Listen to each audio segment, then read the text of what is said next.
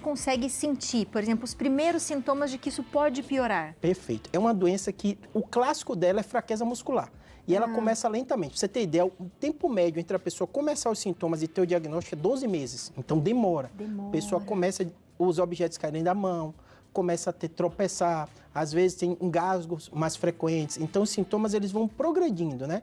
Tem algumas formas, são formas que têm problemas respiratórios inicialmente, mas a mais comum é essa da motricidade.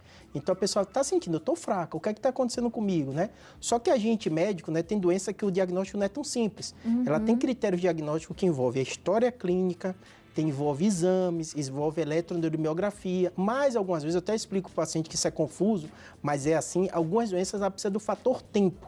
Então, às vezes, o médico até suspeita, mas ele tem um tempo vendo a evolução para fechar o diagnóstico. E aí são feitos vários exames, doutor? Vários exames. O mais clássico é a eletroneuromiografia, que a gente bota um monte de agulhinha e vai testar justamente a função desse nervo.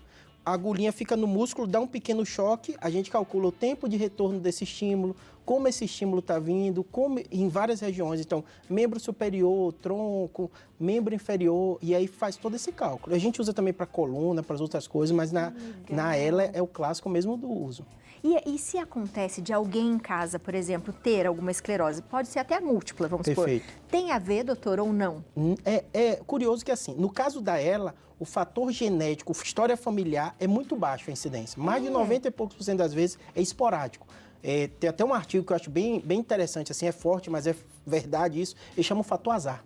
Por que o fator azar? Porque não é o que você fez, né? Por isso que a gente vê tão pouca campanha de prevenção ou de evite, porque a gente não sabe direito os fatores e são mutações. Então, às vezes, sua célula foi lá mutar e teve algum problema e a gente não sabe direito o que agir.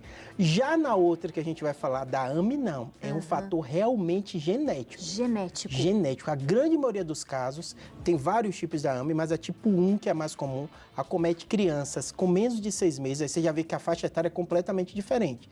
Então, a criancinha nasce normal, o pai não vê nada diferente. Daqui a pouco, começa a observar que o choro está fraco demais, o sugar está muito fraco, os movimentos, demora de fixar um pouquinho a cabeça, demora de fazer alguns tipos de movimento. Aí, quando vai se investigar, o médico, quando suspeita, ele faz o teste genético, porque ele vai lá no genoma, o teste, e vê que a pessoa tem uma mutação no gene. E aí, normalmente, é porque recebeu parte do pai ou parte da mãe que tem uma mutação, mas não expressava a doença, porque ela tem que ter as duas formas recessivas para expressar, e aí a criança teve. A gente tem uma